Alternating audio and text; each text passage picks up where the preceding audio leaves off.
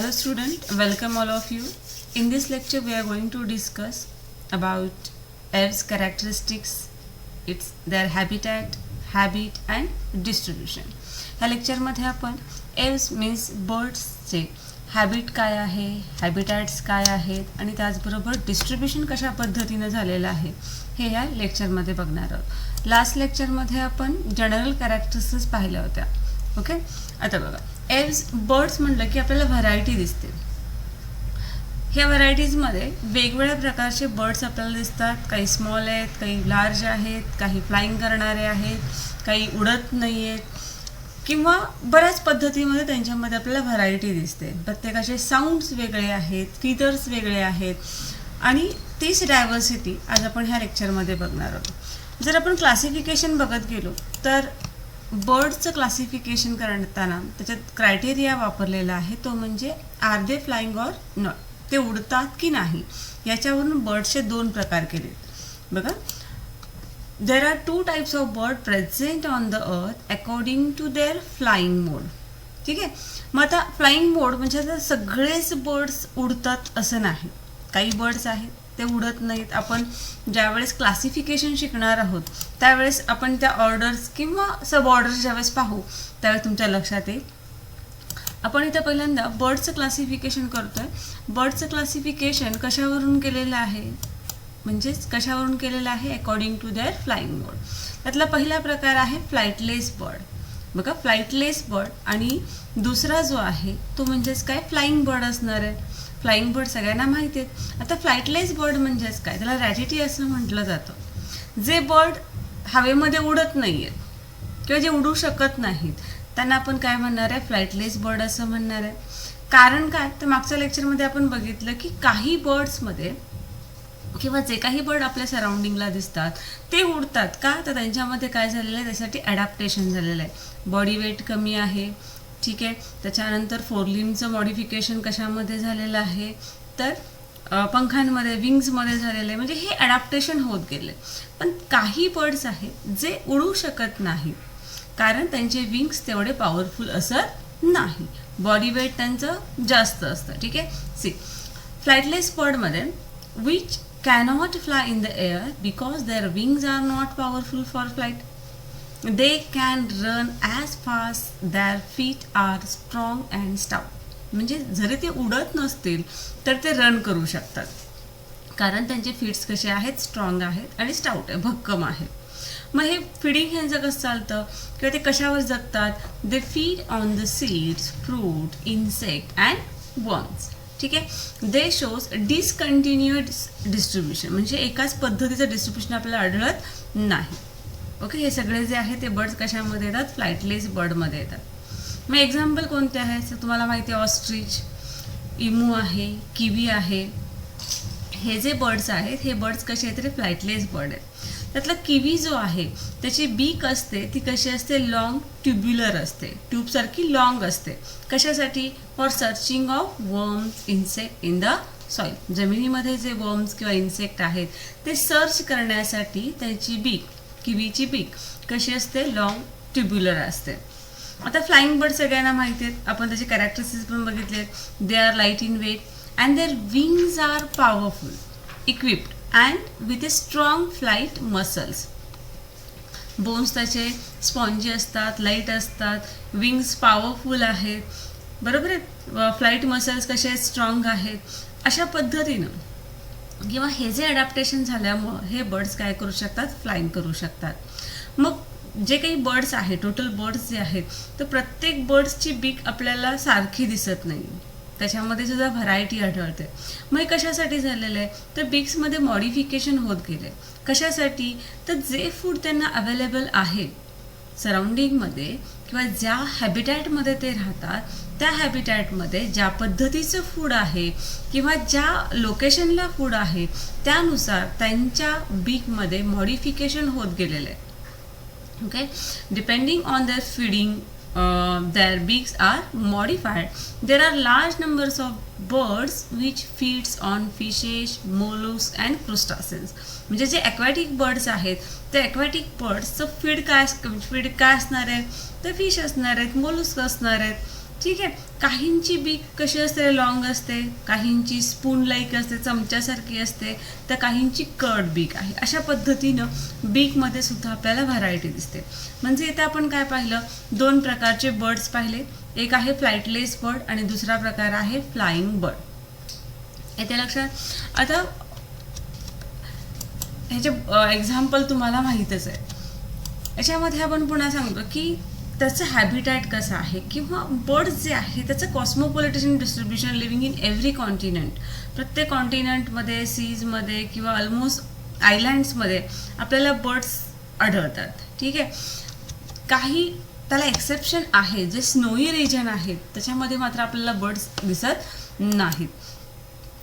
They occupy almost every conceivable niche from polar ice cap, highest peak of Himalayas and slopes, seas, darkest humid jungle, the most barren desert and the crowded city. म्हणजे most of the सगळीकडेच आपल्याला birds आढळतात. बरोबर आहे. फक्त exception त्यांनी काय सांगितलंय बघा, की जे स्नोई रिजन आहे, ठीक आहे, जिथं स्नो कव्हरिंग एरिया आहे त्या ठिकाणी मात्र आपल्याला बर्ड दिसत नाही. The only place the south pole. बघा कुठे लक्षात ठेवा, कोणतं पोल, साऊथ पोल, जिथं बर्ड्स आपल्याला दिसत नाहीत. कारण बिकॉज ऑफ स्नो कव्हरिंग. कारण तिथं काय आहे रे, स्नोचं कव्हरिंग असतं, किंवा बर्फाळ प्रदेशामध्ये आपल्याला बर्ड्स आढळत नाहीत, कारण त्याच्यामध्ये अडॅप्टेशन झालेलं नाही. बरोबर आहे. आता पुढच्या पॉईंटमध्ये आपण बघूया की कॅरेक्टरिस्टिक्स. बघा की सगळ्यात महत्त्वाचं बर्ड्समध्ये जे युनिक फीचर दिसतं ते म्हणजे मायग्रेशन. तुम्हाला माहिती आहे बर्ड्स मायग्रेट करतात. एखादी ॲडवर्स कंडिशन किंवा ॲडवर्स क्लायमेट असेल तर त्या ठिकाणी मायग्रेशन करण्यासाठी तुम्ही याच्या अगोदरच्या ह्याच्यामध्ये पण शिकलेले आहात की मायग्रेशन करण्याची बरीचशी कारणं आहेत. त्यातली दोन महत्त्वाची कारणं म्हणजे एक म्हणजे फीडिंगसाठी किंवा इन सर्च ऑफ फूड, आणि दुसरं म्हणजे फॉर रिप्रोडक्शन. ठीक आहे. मग सगळ्यात महत्त्वाचं म्हणजे बर्ड्सचं जे युनिक फीचर आहे, म्हणजे बर्ड्स काय करतात, मायग्रेशन करत असतात. बरोबर आहे. त्याच्यानंतर आपल्याला जी डायव्हर्सिटी दिसते, ॲनिमल डायव्हर्सिटी इन एव्हजमध्ये जी डायव्हर्सिटी दिसते ती आपण बघूया. As compare to other vertebrate groups bird exhibit less diversification. म्हणजे जर आपण रेप्टाईल्स बघितलं किंवा त्याच्या अगोदर स्पायसेस बघितले आपण, तर त्यांच्यापेक्षा त्याच्यामध्ये डायव्हर्सिफिकेशन कमी प्रमाणात आहे. म्हणजे बर्ड्समध्ये एवढी व्हरायटी असत नाही. व्हरायटी आहे, पण जर आपण अदर व्हर्टिब्रेट्सचं कंपॅरिझन केलं तर बर्ड्समध्ये त्या मानाने डायव्हर्सिफिकेशन मीन्स डायव्हर्सिटी कमी प्रमाणात आढळते. तुम्हाला माहिती आहे हे कसले आहेत रे, बायपेडल. बघा एका सेंटेन्समध्ये सांगितलं दीज आर बायपेडल. बायपेडल म्हणजेच काय, दोन पाय असणारे. वॉर्म ब्लडेड आहेत, कारण आपण होमिओथर्मिक म्हटलं होतं. ओव्हिपॅरस ॲनिमल. लक्षात घ्या बर्ड्स कसे आहेत किंवा एव्स कसे आहेत, बायपेडल आहेत, वॉर्म ब्लडेड आहेत आणि ओव्हिपॅरस ॲनिमल्स आहेत. ठीक आहे. एग्ज ले करणारे. त्याच्यानंतर पुढचा पॉईंट बघा, जवळजवळ 9000 स्पेसीज म्हणते, बर्ड्स नाही म्हणत मी, काय म्हणते, बर्ड्सच्या जवळजवळ 9000 स्पेसीज आत्तापर्यंत माहीत आहेत किंवा ज्याचा स्टडी केला गेलेला आहे. So there are about 9000 species of bird are known at present and 29 orders of living bird are included in the class F. ज्यावेळेस आपण क्लासिफिकेशन शिकणार आहोत त्यावेळेस आपण बघणार आहे जवळजवळ हे लिव्हिंग बर्ड्समध्ये किती ऑर्डर्स आहेत, 29 ऑर्डर्स आहेत. क्लासिफिकेशन अशा पद्धतीने केलं गेलेलं आहे. There are many birds which are predatory called as a predatory bird. बरेचसे बर्ड्स आहेत जे प्रिडॅटर्स आहेत, ज्याला आपण प्रिडॅटरी बर्ड असं म्हणणार आहे. तर काही बर्ड्स आहेत ते स्कॅव्हेंजर्स आहेत. स्कॅव्हेंजर्स म्हणजे तुम्हाला माहिती आहे सफाई कामगार आपण असं म्हणतो की एन्व्हायरमेंट क्लीन करण्याचं काम करत असतात. कारण ते त्यांचं जे फिडिंग असतं ते फिडिंग डिकेइंग मॅटरवर असतं. ठीक आहे. कुजणाऱ्या पदार्थांवरचं ते नाश करत असतात, म्हणून त्यांना स्कॅव्हेंजर असं म्हटलं जातं. काही प्रिडॅटरी बर्ड्स आहेत तर काही स्कॅव्हेंजर्स आहेत. आता ही जी डायव्हर्सिटी आहे, ही डायव्हर्सिटी आपण लक्षात घेत असताना आपल्याला दिसतं की त्यांच्यामध्ये अडॅप्टेशन होत गेले. मग काही आहे ते एरियल आहेत, काही आहेत ते ॲक्वॅटिक आहेत. बरोबर आहे. काही बर्ड्स आहेत ते ॲक्वॅटिक आहेत, काही बर्ड्स आहेत ते एरियल आहेत. मग बरेचसे बर्ड जे काही ॲक्वॅटिक, समजा पाण्यामध्ये त्यांना राहायचं आहे, म्हणजेच त्यांच्या बॉडीमध्ये काहीतरी चेंजेस झालेले असणार आहेत, त्यांनी त्यांच्यामध्ये काहीतरी चेंजेस केलेले असणार आहेत. म्हणजेच बरेचसे बर्ड्स जे काही ॲक्वॅटिक वॉटरमध्ये राहणार आहेत, त्यांनी स्वतःमध्ये जे काही अडॅप्टेशन केलेलं आहे ते आपण बघूया ॲक्वॅटिक बर्ड्समध्ये. आता ॲक्वॅटिक बर्ड्स म्हटलं की तुमच्यासमोर स्वॅन येतो, डक येतो, बरोबर. पाण्यामध्ये राहणारे. मग पाण्यामध्ये राहणारे आणि जमिनीवर राहणारे जे बर्ड्स आहेत नक्की त्यांच्यामध्ये काय डिफरन्स आहे, काय डिफरन्स आहे ते आपण बघूया. Aquatic birds are adapted for aquatic habitat with long legs.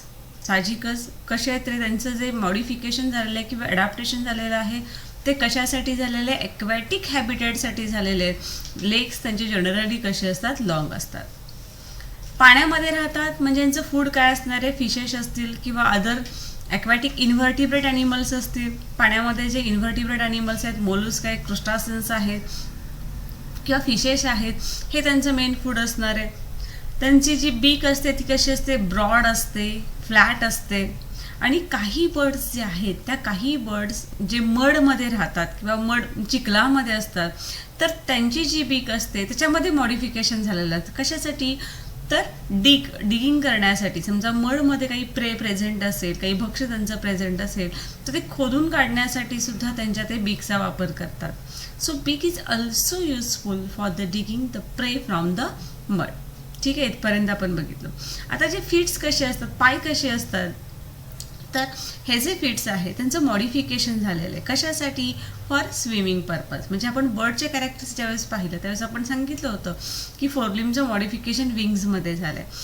पण जे बर्ड्स पाण्यामध्ये राहतात त्यांच्या फीट्सचं मॉडिफिकेशन करण्यासाठी झालेलं आहे, स्विमिंग पर्पजसाठी झालेलं आहे. ठीक आहे.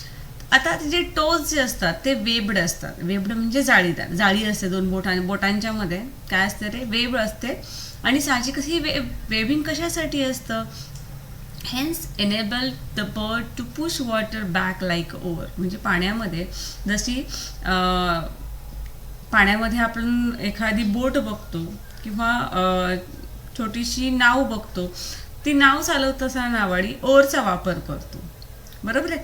त्या पद्धतीनं ह्या बर्ड्स जे आहेत, ह्या बर्ड्सचे जे टोज आहेत ते वेब्ड आहेत आणि त्याचा वापर ते ओरसारखा करत असतात.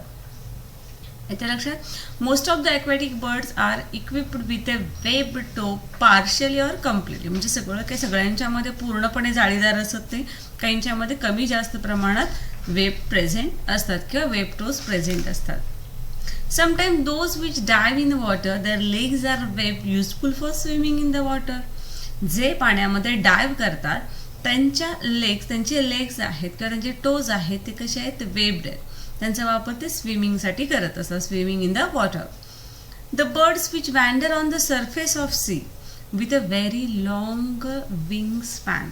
जे पक्षी समुद्रावर किंवा पाण्याच्या किनाऱ्यावर त्याच्या सरफेसवर जर फिरत असतील तर साहजिकच त्यांचे जे विंग्स आहेत ते विंग्स कसे असतात, लॉंग असतात. आता दे शोज थिक कॉम्पॅक्ट फिदर. आता त्यांचे जे फिदर्स आहेत, पिसं आहेत, ती पिसं कशी असतात तरी जाड असतात ॲज कम्पेअर टू अदर किंवा आपण ज्याला टेरेस्ट्रियल बर्ड्स म्हणतो त्याच्यापेक्षा ह्यांचे जे फिदर्स असतात ते फिदर्स थिक असतात, कॉम्पॅक्ट असतात आणि पाण्यामध्ये जरी गेले तर ते ओलसर होत नाही, which do not become weight in the water. Example काय सांगू शकतो आपण याच्यामध्ये, गीज आहे, स्वॅन आहे, डक आहे, पेग्विन आहे, पेलिकन आहे, स्ट्रोक्स आहे, डार्टर्स, वेगवेगळे एक्झाम्पल्स आपण याच्यामध्ये बघणार आहोत. फ्लेमिंगोज तुम्हाला माहिती आहे, फ्लेमिंगोची जर लेग्स आपण बघितले तर ते कसे आहेत रे, लॉंग असतात, स्लेंडर असतात, ज्याचा वापर ते वॅडिंगसाठी करत असतात. ओके, ॲक्वॅटिक बर्ड्समध्ये आपण हे पाहिलं. आता त्यातलंच दोन एक्झाम्पल आपण बघणार आहे. एक म्हणजे पहिला डक, जे सगळ्यांच्या परिचयाचे, त्याचे 2-3 कॅरेक्टरिस्टिक दिलेले आहेत. आता जर मॉडिफिकेशन आपण बघितलं, टोज कसे आहेत, लेग्स कसे आहेत, थोडक्यात त्याचं फीचर्स काय बघूया किंवा एक त्याचं कॅरेक्टरिस्टिक काय बघूया. Duck while feeding it does not dive but simply dip the head and neck so deep in the water that the trunk become almost vertical. जर तुम्ही डकला पोहताना पाहिलं असेल तुमच्या लक्षात येईल की हा पूर्णपणे डायव्ह करत नाहीये, फक्त तो काय करतो, हेड आणि नेक जी आहे ती पूर्णपणे डीप पाण्यामध्ये घालवतो आणि पाठीमागचा ट्रंक आहे तो जवळजवळ आपल्याला व्हर्टिकल उभा असल्यासारखा पाण्यामध्ये दिसतो. आणि त्यामुळं अशा पोझिशनला त्याची टेल जी आहे, जी शॉर्ट टेल असते, डकला काही लॉंग टेल असत नाहीये, जी शॉर्ट टेल आहे ती हवेमध्ये आपल्याला अशी उभी इरेक्ट असताना दिसते. आणि त्याचे फीट जे आहेत ते फीट काय करत असतात, तर स्वतःची बॉडी बॅलन्स करण्याचं काम करतात. ज्यावेळेस डक पाण्यामध्ये डायव्ह करतोय किंवा त्याचं हेड नेक पाण्यामध्ये आत घालतो त्यावेळेस त्याचे फीट काय करत असतात, तर बॉडी मेंटेन किंवा बॉडी बॅलन्स करण्याचं काम करत असतात.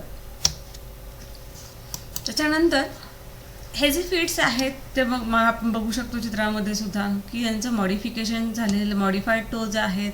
कशासाठी, for swimming purpose in the water. आणि टोज आपल्याला दिसतात, हे टोज कसे आहेत रे, वेब्ड आहे. तुमच्या लक्षात बघा, हे टोज आहेत, हे कसे आहेत, वेब्ड आहे.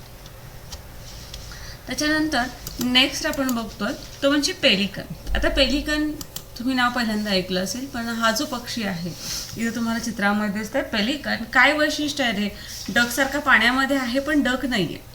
मग काय वैशिष्ट्य दिसतंय इथे तुम्हाला चित्रामध्ये, काय वैशिष्ट्य, काय वेगळं दिसतंय, तर त्याच्या बीकच्या खाली आपल्याला एक सॅकलाइक पोर्शन दिसतोय. बीक जी आहे लॉंग आहे बघा, बीक पण फार लांब आहे आणि जी बीक आहे त्याच्या खाली आपल्याला काय दिसतंय, एक पाऊचलाइक स्ट्रक्चर दिसतंय.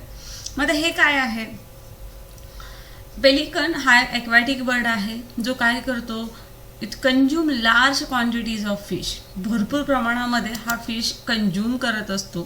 त्याची बीक लार्ज आहे with capacious gular pouch or net of extensile skin attached to the lower mandible and serving as a fishing net. तुम्ही पाहिलं तर हा काय करतो, तर त्याची जी बीक आहे त्या बीकच्या खाली आपल्याला एक पाऊच दिसते, कॅपॅसियस गोलर पाऊच असं त्याला म्हटलं गेलं होतं, किंवा एक्सेसिव्ह स्किन त्याला अटॅच आहे लोअर मॅन्डिबलला. आणि त्याचा वापर एका फिशिंग नेट म्हणजे मासे पकडण्यासाठी, पटपट मासे खाण्यासाठी ह्या पाऊचचा तो वापर करत असतो. बरोबर आहे. त्याचे जे फोरटोज आहेत ते फोरटोज कसे आहेत, enclose in a web useful for swimming. हे झालं पेलिकनबद्दल. आता आपण नेक्स्ट पॉईंट बघतोय तो म्हणजेच एरियल हॅबिटॅट. आतापर्यंत आपण ॲक्वॅटिक हॅबिटॅट बघितलं. एरियल हॅबिटॅट म्हणजेच काय, तर साहजिकच हे बर्ड्स फ्लाय करणार आहेत हवेमध्ये आणि त्याचं मॉडिफिकेशन कसं होत गेलं हेही आपण मागं पाहिलेलं आहे. आता इथं काही ठराविक कॅरेक्टर्स आपण स्टडी करणार आहोत एरियल हॅबिटॅटमध्ये. तर बर्ड्स आणि आपण जर एरोप्लेनची कंपॅरिझन केली तर एरोप्लेन म्हणजे एरोप्लेन जी कन्सेप्ट आहे ही कशावरून आलेली न्यूमॅनला, तर बर्ड्स उडू शकतात. बरोबर आहे. म्हणजेच आपण त्याला काय म्हणतो, birds are called as a master of the air. एअरमधले मास्टर्स आहेत असं आपण बर्डला म्हणतो. त्यामुळं हा जो नवीन मॅन किंवा new man compared a bird with an aeroplane due to its similar structure. पक्षी आणि एअरप्लेन म्हणजे बर्ड्स आणि एरोप्लेन यांचं स्ट्रक्चर कसं आहे रे, सिमिलर आहे. त्यामुळं आपण बर्डचं कंपॅरिझन कुणाबरोबर करतोय, एरोप्लेन बरोबर करतोय. All the birds which fly in the air shows number of structural and functional modification in their body. हवेमध्ये जे उडणारे पक्षी आहेत हे सगळे सारखे नाही आहेत. त्यांच्या बॉडीमध्ये काय होत गेले रे, मॉडिफिकेशन होत गेले. मग काही स्ट्रक्चरल असतील किंवा काही फंक्शनल असतील. त्याच्या हॅबिटॅट्सवरून असतील किंवा त्याच्या फिडिंग हॅबिटॅटवरून असतील. त्याच्यावरून त्यांच्या बॉडीमध्ये बरेचसे नंबर ऑफ असं म्हणलं गेले स्ट्रक्चरल अँड फंक्शनल मॉडिफिकेशन होत गेलेलं आहे. मग आता पुढं काय म्हणलंय बघा, the birds are probably the highly specialised animal among all vertebrates. जेवढे काही व्हर्टिब्रेट्स आहेत त्यामध्ये बर्ड्स हे जास्त काय आहेत रे, स्पेशलाइज्ड ॲनिमल्स आहेत.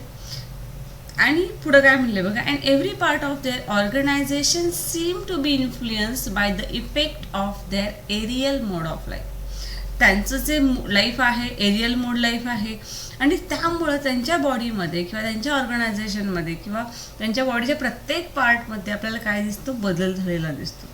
ठीक आहे.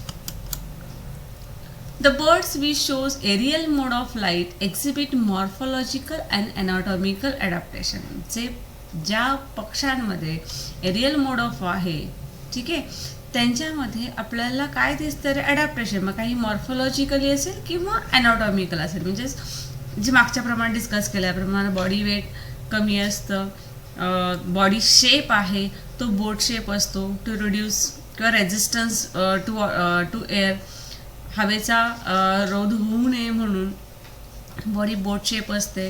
त्याच्यानंतर आपण बघितलं की बरेचसे ऑर्गन त्याच्यामध्ये अपसेंट आहेत, जेणेकरून बॉडी वेट काय व्हावं, लाईट व्हावं आणि पक्ष्यांना उडता यावं यासाठी त्यांच्या बॉडीमध्ये काय होत गेले रे, ॲडॅप्टेशन्स केले. म्हणजे रेप्टाईल्स पेक्षा हे बर्ड्स कसे आहेत रे, डिफरंट आहेत, कारण यांच्यामध्ये विशिष्ट प्रकारचं काय झालेलं आहे, मॉडिफिकेशन झालेलं आहे. येते लक्षात. आज आपण हॅबिटॅट आणि डिस्ट्रीब्युशन जनरली बघितलेलं आहे. नेक्स्ट लेक्चरमध्ये आपण क्लासिफिकेशन बघणार आहोत. क्लासिफिकेशन आणि त्याचे जे ऑर्डर्स आहेत तिथपर्यंत आपण बघणार आहोत. ठीक आहे. थँक्यू.